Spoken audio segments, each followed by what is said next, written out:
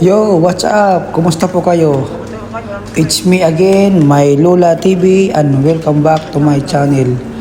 For today's vlog, tayo ay magluto naman ulit ng sinigang sa bayabas na sibrim, sibas, at saka hipon or sugpo.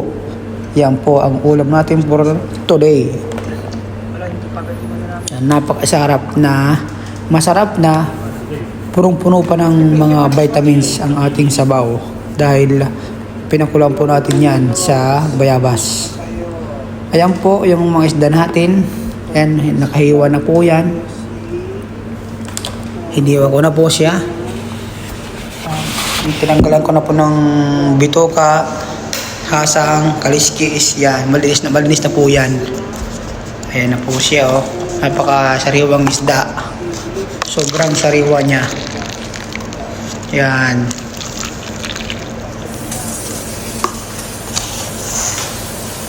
Yan. Ngayon, hugasan lang po natin ulit. Yan. Para hindi gaanong malansya. Dapat ganun.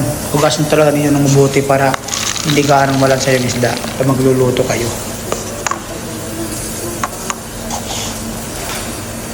Napakasariwa niya. Fresh na fresh ang isda, oh. May dugo-dugo pa.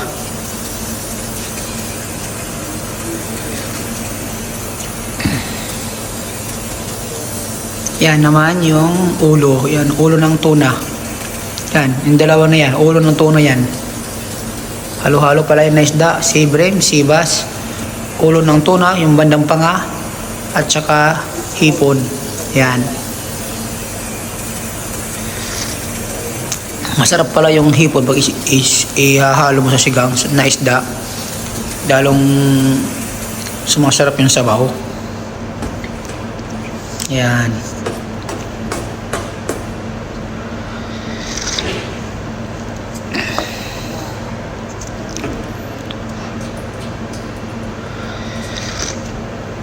Ayan na po ang ating isda. Ready na. Nalinis na siya. Nahugasan na po yan.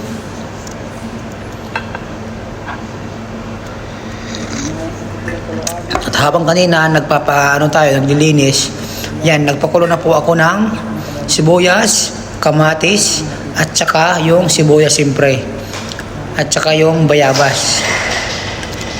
Yung sibuyas na nilagay ko dyan, ano lang yan, 2 piraso, at saka 2 pirasong kamatis, at saka yung ano dyan, yung bayabas, 3 pirasong buo na kasing laki ng kamao, yung ganun. Pero yung bayabas na napili ko, yung malambot na, yung hinog na para malasa siya, masarap. Ayan, oh. Ngayon durugin po natin ng maigi yung bayabas tsaka kamatis para lalong lumasa. Yan, ganyan lang. Pakuluan nyo ng pakuluan muna bago nyo ilagay ang isda para siguradong lumasa ang bayabas. Yan, tinudurog ko po yan. By the way, tinanggalan ko na po yan ng butong bayabas para hindi magbuto-buto ang sabaw nyo. Depende sa inyo, pwede nyo rin tanggalin ng balat or yung buto ng bayabas. Pero ako, mas prepare ko yung tatanggalin lang ng buto. Yo, what's up mga idol? Kumusta kayo? Ayan, takpan po natin ulit. Pakuluan natin ng pakuluan ulit. Hanggang sa madurog mismo yung bayabas. Ayan po mga sangkap natin. Yan lang, napakasimple lang. Pinakuluan lang. Fresh na hipon. Yan. Tinanggalan ko lang ng kaliskis. Tapos naglagay ako ng litos na gulay. Mas mahabang sili.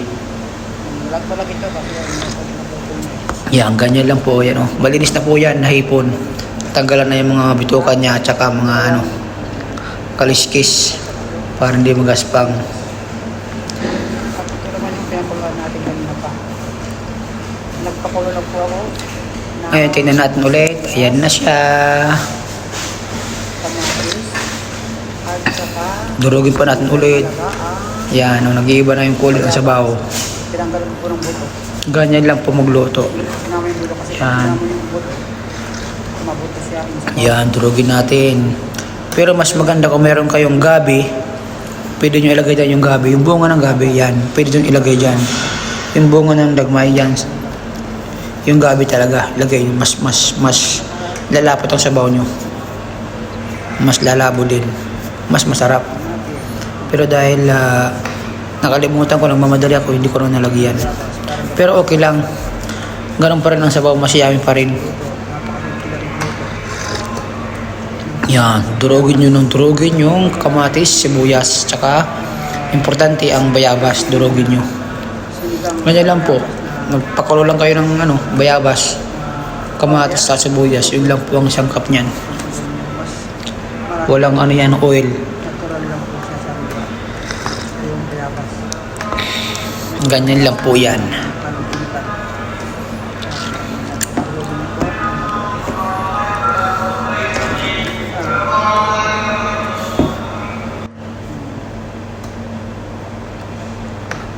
Yan, durugin nyo lang ng durugin.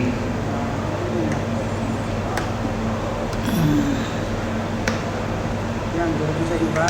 Yan, durog na, diba? Ganyan lang. Dahil durog na siya, ilagyan na natin ang isda.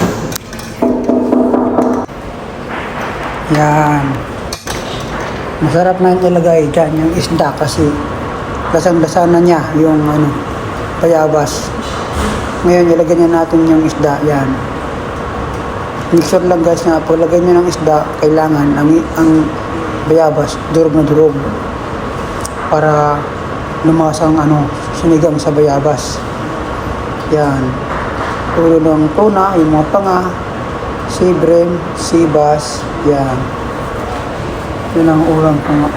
Ulang kakainin ko. Napaka-healthy yung sabaw. Yan, kasama din yung hipon, siyempre na sariwa. Maalaga yung sabaw niya. Manamis-namis. Pag ganyan ang luto niya. Napakasarap. Yan, kanya lang po magluto. Ang sarap niyan. Ang sarap ng sabaw niya. Ang sarap higupin. Napakasarap. Yummy yummy yan, nasabaw.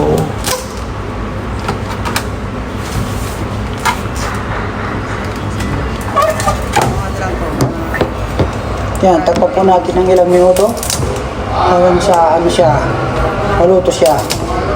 Yan, ganyan lang po yan.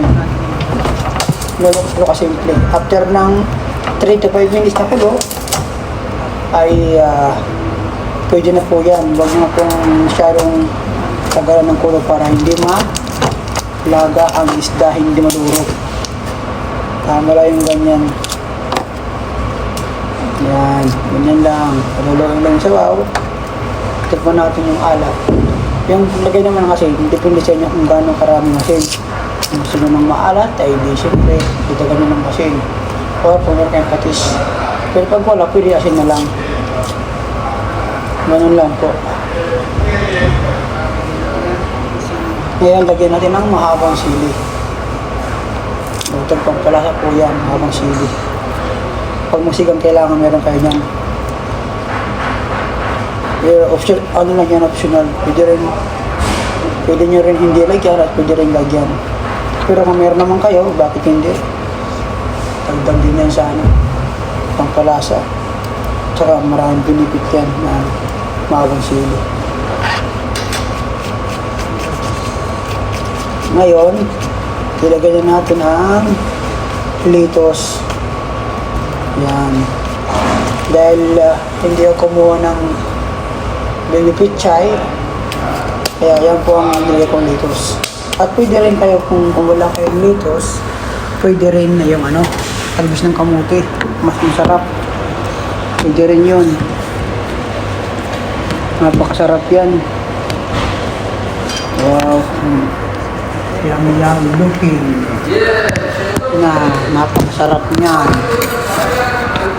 Napakasarap.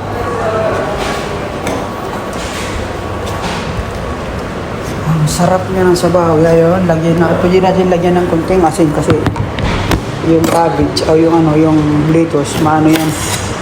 Matabang talaga yan pag nilagay nyo. Pwede nyo rin lagyan yan. At pwede nyo rin dagdagan ng konting lemon. Kung may lemon kayo. Pag kasi ako, ang nilagay ko, bukod sa meron akong bayabas na presko na nilagay na prutas, naglagay pa rin ako ng sinigang sa bayabas na powder. Kaya masarap. Yummy. Yan, kanya lang po magluto. Ready na po yan. Shoutout nga pala sa lahat ng sumusuporta sa akin, ng sumusuporta, lalo na kay Team Mariposa, kay Ma'am Carol, thank you so much sa lahat ng mga admin. Thank you po sa inyong lahat.